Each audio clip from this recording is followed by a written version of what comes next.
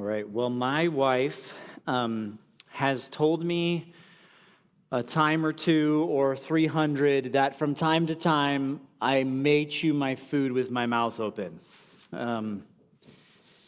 And I've actually stopped and thought about this and thought, like, why do I do that? Like, I'm not trying to be like that guy at the table, like the pig at the table, where I'm like, nom, nom, nom, nom, like just like munching away. But like I notice that I do it.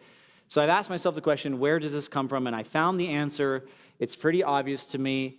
I got it from my family. See, my family, we were a bunch of animals at the table. My dad, two things each in his hand, eating at the same time. He would just grunt and point like that, like while we're eating. Sister doing the same thing. My mom would just tolerate it.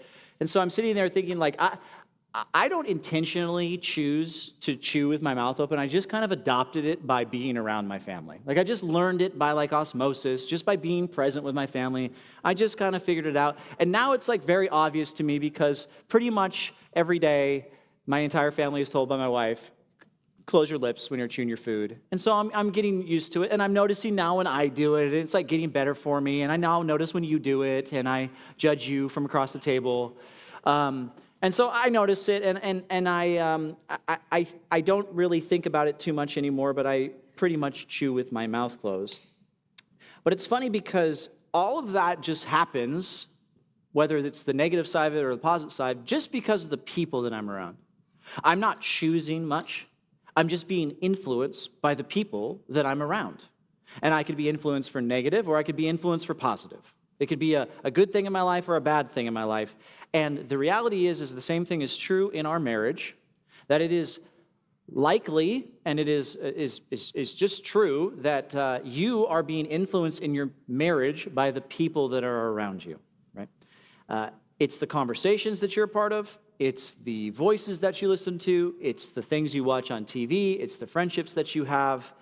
They're constantly shaping how you think, slowly, shaping how you respond, and shaping how you think about your spouse, about your relationship, about the problems that you have, about what you should do in your marriage. It's happening all the time, whether you realize it or not. It might be obvious to you, and you might be completely oblivious to it, but the reality is that it's happening. And the truth of it is that it could be a good thing or it could be a bad thing. And I want to take us to some Proverbs and some biblical wisdom to help us think through this topic, because we want to make sure that we're getting our marriages influenced by the right type of people. So I'm going to take you to our main verse here just for tonight as a platform verse for us to jump off of in Proverbs chapter 13, helpful for us to think of this general wisdom principle that whoever walks with the wise becomes wise, but the companion of fools suffers harm. Now, this is something that this is the perfect junior high school message. This is the one we like to give to our kids. We talk about their influences, who they choose to be around, and we love to point to that phase in life, but we don't tend to extend this into the marriage phase of life. But when you read a verse like this and you think about what's being said, whoever walks with the wise, whoever makes it their habit to engage with a certain type of people that would be considered biblically wise, they are going to, by connection and association with them, become wise as well. But those who find themselves companions with, or close with, or walking with, sharing life with fools, they can suffer harm. They will suffer harm, as the verse says. You are naturally going to lean to one side or the other, depending on who you choose to be around. And it's important for us that if that does have influence in our marriages, that we're choosing to be around the right type of people. But the problem that I want to start with and identify for all of us right now is that for most of us, we don't even think about this. Because the type of influence that people have in our life when we're just around people is so incredibly slow.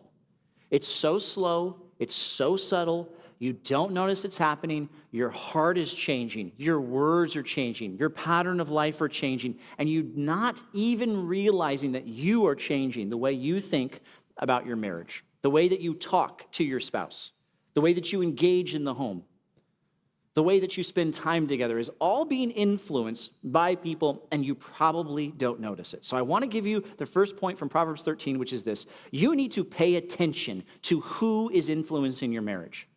First and foremost, you have to know that this is happening. You have to absolutely know this is happening. The people that I'm choosing to spend my time with and talk to at the water cooler at work, right? Do we have water coolers anymore? No, we don't. The people that we're engaging with in our day-to-day, even what we're engaging with on social media, watching our favorite reality TV shows, these are all things that are having a subtle influence. It requires you to be discerning and to think about it, and not to be shaped by the negative influences, but to choose to be shaped by the positive influences. Very important.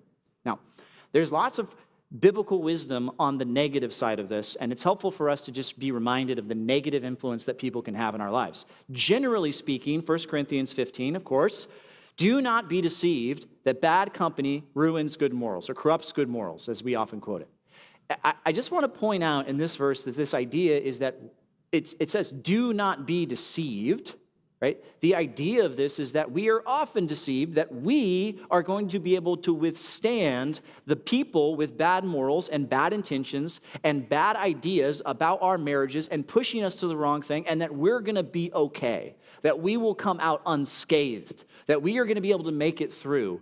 And this verse says, hey, take a second and don't be deceived. If you're around people who are pushing you to consider divorce, when you have no biblical grounds for divorce. Or you would be happy like I'm happy because I left my husband, or I left my wife, or I have so much more time and so much more money and so much more energy because of this and this and this.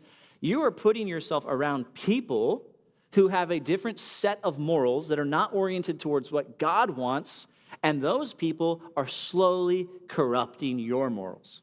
They're having a negative influence on you. Other proverb, helpful. Make no friendship with a man given to anger. If you see someone whose propensity is to act out in sinful anger, in rash anger, to blow up emotionally and to yell and to scream and to lose it, says don't make friends with a person like that. Identify their sinful flaw, recognize them, say that's not your best friend. Doesn't mean you can't be acquainted with them, doesn't mean you can't invite them to church, doesn't mean you can't share the gospel, but it does mean you shouldn't be best friends with this person. You shouldn't be spending all of your time with them, nor go with the wrathful man. Don't engage in normal daily business with this person. Don't go be a part of his life with him, okay? You can have an intent of winning him to the Lord, all of that, but be careful, because you could be deceived that you're going to withstand it, but you are also tempted to become like it, lest you learn his ways. It's interesting. Interesting that you just kind of, by being around him and having a friendship with a person like this, you would learn those ways of that person almost by osmosis, just like you just over time learn it and entangle yourself in a snare. You're going to trip yourself up. It's going to be something that's difficult for you in your walk. You're not going to be pleasing to the Lord because a simple thing of choosing to be around people. Now, a few categories for you to think about this in terms of considering those people that might influence you. Most of the time, these are just everyday relationships. These are family members. These are your friends. Maybe your friends from high school. Maybe your friends from college. Maybe friends that you have met along the way. Maybe your neighbors, maybe former neighbors, whatever it would be. These are coworkers that you choose to spend time with, and these people, especially if they have a non-Christian life, and maybe they are even opposed to Christianity, they might just have a view of marriage in general that you understand as worldly and wrong, but they're slowly influencing you. They're slowly making you embittered to your spouse, making you resentful towards your spouse. They're presenting this alternative view and presenting it positively, and it's just a drip. It's just a drip of influence in your life all the time, trying to tangle you up to see your marriage differently and to do something that is morally opposed to what God would have you to do, and they want you to do it. Just normal relationships. It's like they just want you to believe that what normal is what they're adopting, what the world sees, what's going on out there. That's normal. Your life is not normal. If you would just be like me, then you'd be fine. It'd be normal. It's acceptable. The world accepts it. It's fine. And they're slowly just attacking your moral foundation that should be rooted and built up in the gospel of Jesus Christ and the Word of God to know exactly how we should engage in our marriages. It's way too often that people in marriages are subtly influenced by those that are close to them, and they don't even see it. They don't even see it, the way that people are influencing them to think. And if you're not actively aware to stand against it, to be discerning and say, you know what, this is not the relationship that I need, that's beneficial, that's helpful, you're going to fall to it. You're going to be subtly influenced. They're going to push you to respond in a way that you don't want to respond. It's exactly the way the Bible just refers to this over and over and over again. James chapter 4. This idea of being adulterous, this idea of running away from the Father who purchased us. Christ has redeemed us. We are his bride. He is our bridegroom. He is the husband in the scenario. We have been purchased and bought with a price to him. We're to be wholly devoted to him in heart and mind and action. And the thing that we tend to do is we say, I get all that, but this worldly view is appealing to me. And it says, don't you know that friendship with the world is enmity with God? If you're going to try to link up your view of marriage or what quantifies or qualifies for a divorce, or you just want to take God's word when it says God hates divorce, and you just want to take that and you say, yeah, I understand that, but the world doesn't seem to mind it, and we exchange these. Well, now they're at enmity with each other. They're opposed to each other. You know what, you'd be happier if you just stood your ground and made your case and fight it through and don't reconcile. I can't believe that would happen to you. She said that to you. You should let her have it. I mean, the world is promoting themselves, their pleasures, their desires. The worldly vision is at enmity with God. They're opposed to one another. Therefore, whoever wishes to be a friend of the world makes himself an enemy of God. That's not where we want to stand. And oftentimes this happens through the relationships with normal people that we let influence us. Now, again, I've caveated already, I'll caveat again. We need to engage in the world. We cannot separate from the world. We have to draw people from the world into the church. We have to preach the gospel. We have to proclaim it. We have to make friendships for the sake of the gospel. I understand.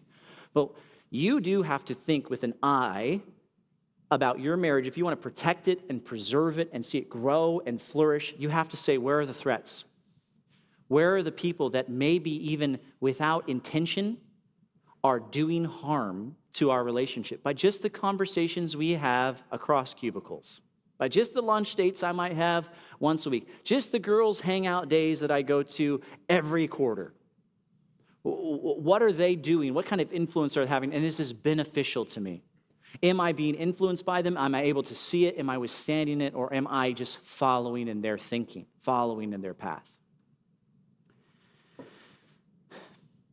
It's not just the relationships, though, because like this idea of the world, it's also just the things that we engage in. And I know Pastor Mike talked on this a few weeks ago, but it's relevant to our marriages as well, that what you engage with digitally, socially, in the media is doing the same thing. Let me just give you an example. If you are watching TV shows, say reality TV shows, about people who are presenting themselves in a way that is non-Christ honoring, and you just find it entertaining and humorous, and you laugh at it, you might not even realize that you're starting to normalize that behavior. You're starting to think about what they're doing and saying, you know what, that's funny, and if I were to treat my kids like that, or my husband like that, or my wife like that, what's the big deal? It's normalized when I see it in the culture, and so it just starts to be a subtle drip. Or you start going through social media and people are talking about their parenting models and how they've tried the Christian model, but this model will make sense. And our parents did it wrong and these people did it right. And you're being influenced all the time against what God's word might say. Even the movies that you watch, the things that you engage with, the songs that you listen to on the radio. We do this with our kids. We understand it with our kids. We understand that if our kids are listening to sexualized rap music that's about sex, drugs, and killing people, that we don't want that influence in their ears because it goes into their minds and it may affect their desires to be a part of a culture that is doing things that is morally opposed to God. And yet we do the same thing where we engage with culture, but it seems less offensive for people that have a low view of marriage, an acceptance of divorce, a normal acceptance of just problems in marriage. People just joke about things like sexless marriages. Like, it's everybody. Everybody's like that. That's how it goes. Like, what are we talking about? This is not how things are supposed to work according to God's order and God's ways, and we should reject those things and be careful how we engage in them. You could be hearing those things not just from the people, but also from just the things that you're engaging through our digital age. Another helpful verse, which is good for us to think through, is Proverbs 17. We had to think about this. Whoever covers an offense seeks love. Okay? But he who repeats a matter separates close friends. Now, this is a subtle one. This is a subtle one, and it's very relevant to these other two. But there's a tendency in all relationships and in all marriage to talk about the problems that you have with your spouse, your complaints with other people.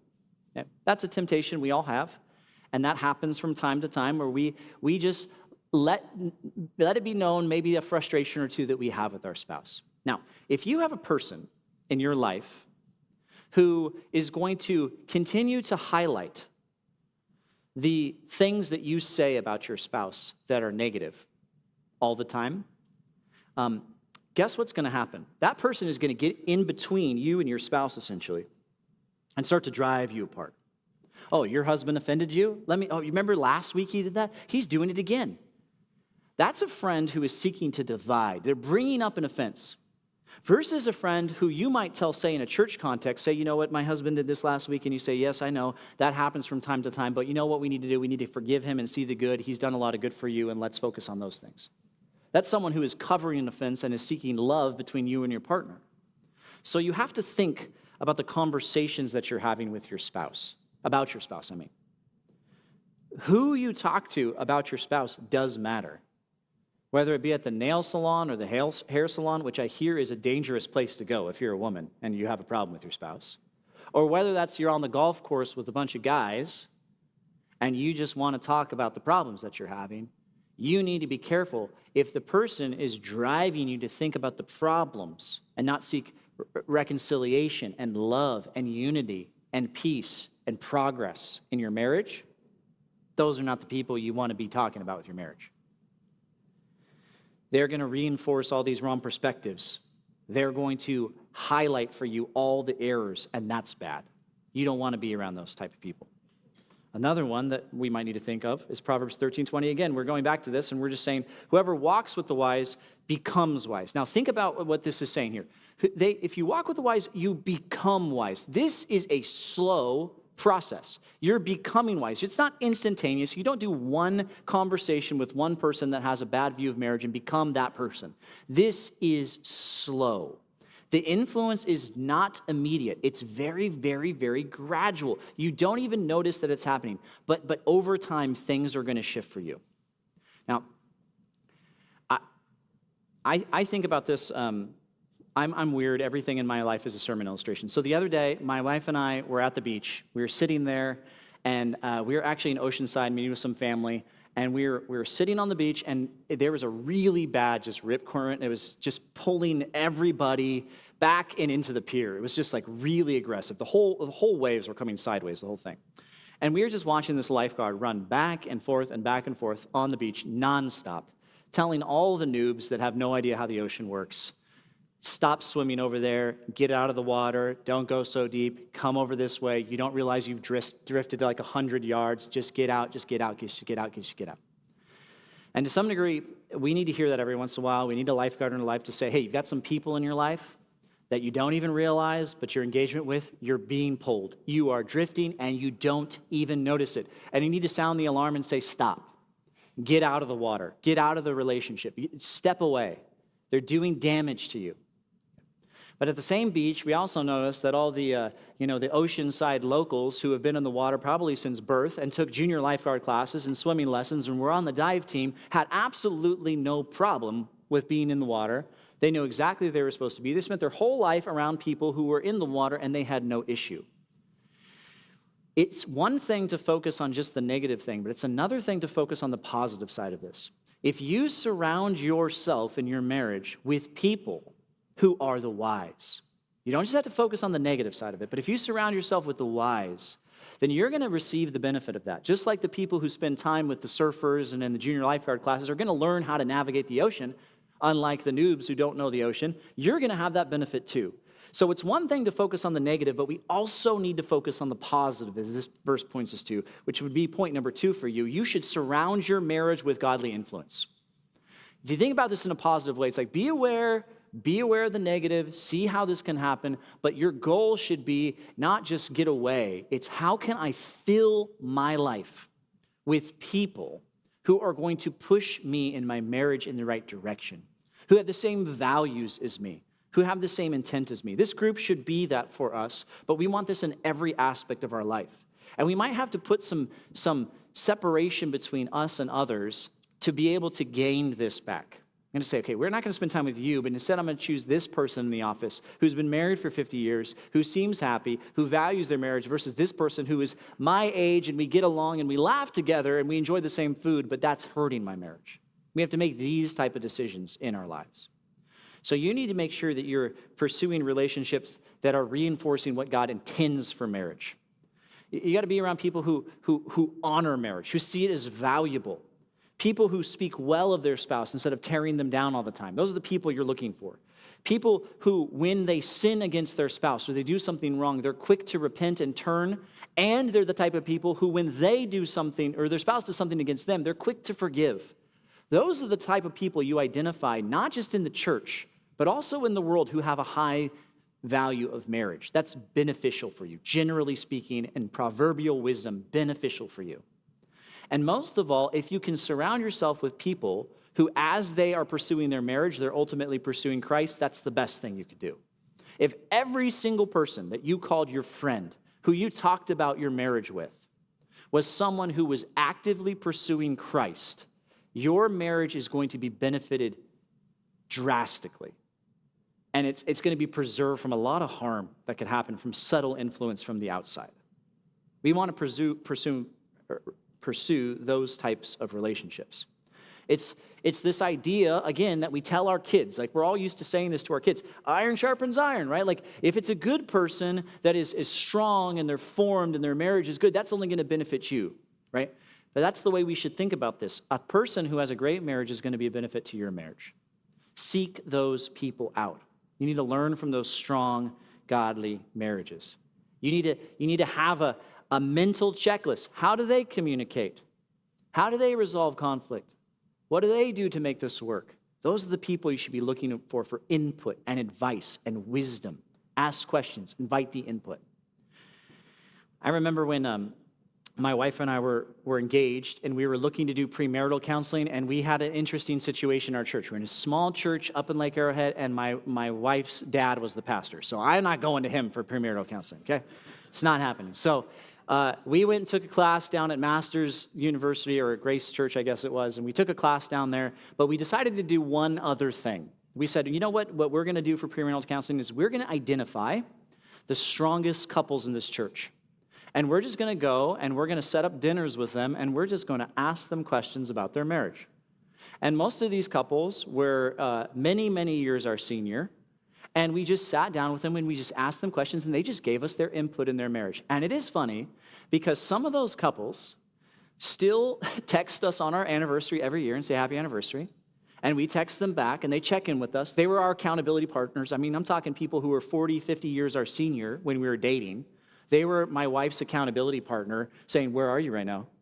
Right? What are you doing? Are you with Doug? Like, it was like, those are the people we chose. And those people's influence in our lives had arguably a way more impact than the class that we took, because we surrounded ourselves with people, even in the beginning phase of our marriage, that were going to push us in the right direction. So helpful. But you could do that at any phase of your marriage. Not at the beginning, not just at the beginning, but at the middle, the season you're in now.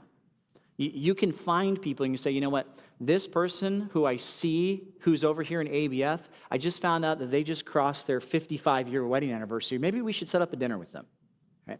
Or this person who's been, they've been through a lot of really difficult, strenuous trials with their kids or with their health, and we're starting to go through some of that, but look at their marriage in the midst of it. Or even just identifying in this group and say, you know what, when I look around this group, who do I want to be like? What's the marriage that I want to emulate? And go and seek that person out and say, I want to be sharpened by you. I want to have a dinner. I want to go have a lunch together. Let's get together as a couple. And you just go and you probe and ask questions. What have you done? How have you done it? What are the principles you put in place? How have you put this together? Get the wisdom of other people. Surround yourself with people that will help you to do the things that we're supposed to do. Like in Hebrews, what are we supposed to do as people generally? We're supposed to stir one another up to love and good deeds, right? Love and good works. We're supposed to seek to stir people up. Okay? Now, you can be encouraged by another person, but the last general principle here that I want to talk about, because there's many of you who do have strong marriages and you do have a lot of people in your life who are supporting your marriage, is you got to see your role as being the person that puts this into practice yourself and is influencing other marriages as well. If God has given you by a measure of his grace the ability to be in a good marriage, then you need to be useful to the body of Christ, to stir others up to love and good deeds when it comes to their marriage. You need to make sure that you're building friendships that are strengthening your marriage, getting people around you that strengthen it, encourage faithfulness. The people in your group here are not just a haphazard group of people. They're all people who have signed up into Abide with this intent. And it's easy for us to say, we do this thing on Wednesday and then we don't talk to each other, right? We do this thing and then we go on our way and we go hang out with our group of friends and our people and our connections. But these people here are all committed to the same thing, to see our marriages strengthened. So we need to deepen these friendships. We need to invest in each other, right? We need to do these things. And again, this principle is over and over again, but one who is righteous is a guide to his neighbor. If you have a good relationship, you should see it as something that God is able to use for the sake of someone who in this group or in this church or someone that you know in your neighborhood or a coworker who is not in a good spot in their marriage. You can be a guide. You could be a guide to them. You don't want to lead people astray like those people might be doing to you, but you're going to take the opposite path. When you are able to see someone struggling in their marriage, you're going to speak highly of it. You're going to encourage them to stay in there. You're going to encourage them to do what's right, honor God, fulfill your role, know what you're supposed to do. You can play that role too, and all that's going to do is reinforce what is right in your marriage. When you teach others and help others, even young people, to think about their marriages, their young marriages early on, it's only going to strengthen you. It's only going to help you, and that's going to be beneficial. Every time I go to a wedding, and there's a lot of weddings in this church, and I get invited all the time, I see this all the time, I do something that's a little weird, and now you're all going to know about it, but when the vows are being shared, I tend to look around the audience. And the reason why I tend to look around the audience is I see the same thing happen every single time, and it just warms my heart, okay? Every time the vows are shared, I look around because I see couples dotted all over the audience where all of a sudden a guy reaches over and grabs his wife's hand, or a wife looks over and gives that little look to her husband, or the hand gets placed on the leg. They scooch a little closer together, and I just am like, oh, look at it. Here's love in action right here. It's working. It's having its effect. As soon as the vows begin, I look every single time. If you go to a wedding, I'm going to be watching you now, and if you don't do it, I'm going to be judging your marriage, but okay. There's something about that moment. It's really interesting to me, but when you hear those vows, and you're watching that commitment on display, when you're hearing them say the words and make those commitments, it does something to you in your marriage. It like reminds you of what this is all about. It like hits a reset button.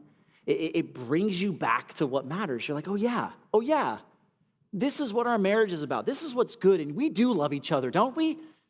Right? No matter what, we've committed to these same things. And it's interesting because not a single person going to that wedding is thinking that that's the result they're going to have. None of them going with the intention of, I'm going to this wedding because I want to be reset in my view and my commitment to you, spouse. That's not what they're thinking. They're probably thinking, what is the food and when does it start and are they taking pictures after the wedding, right? Like, when can we get to dinner, right? But what happens by influence, subtle influence, is just being around that level of commitment, those verbal expressions, that display of love and affection in marriage has an influence on you. It changes the way that you think. It shapes what you do with your spouse in the moment. It helps you to have a good connection together. And it's important because we need to think of the influence in our life that way. You don't see this as clearly as you should. Being around couples who love each other and are committed to one another and who are trying to honor Christ and who are seeking to do their best to serve him in their marriage. They want to be deeply connected to each other and to him all the time. They're going to have a pull on your heart. They're going to pull you into the right way. You're going to have a little oh moment if you're with them all the time. It's not just about avoiding the bad influences, which we should, but it's really about being intentional with putting yourself around the good influences. And that's the focus that I want you to think of is like, how can I just rebuild those? Maybe there's some people here that just need to cut these bad things out, but I want you to build your marriage life with people in your life where you can say, all of these people that I've surrounded myself with, they have the same values, the same intent as me in my marriage, and we're going to drive together. We're never going to let any one of us go down the wrong path in our marriage because we are committed together to honoring Christ in our marriage, and we can all have that impact. All right, let me pray, and then I'll send you off to your groups. God, we do ask that you would surround us with the people that according to your will would be beneficial and sharpening to us in our marriages. We so often apply this verse, God, to our kids, to our teenagers who we know are tempted to be around immoral and bad influences in their schools and in even all the places they are in their sports teams and everything, God. But we also have the same temptation, God, and we just ask that you would preserve us from that. Help us to identify maybe in a way that we've never done before, those people that might be pulling us away, and help us to understand in what way we are to engage them. God, we know that there are some relationships that we can't pull away from, and we trust you with those. We trust that you will teach us, but we want you to make it clear to us that those are bad influences, and for us to seek, not just to be removed from them, but to build those around us that do love each other and care for one another and want to follow you. So give us success in this, bring people into our lives, help us to be able to identify those good relationships, those mentor-type couples, the leaders in our lives that we want to look to, the older couples that have been together to get wisdom and be impacted by them. And we pray that you would just change our hearts about our marriage subtly by these influences in our life, that we'd be more like you and love our spouses better. We pray in Jesus' name. Amen.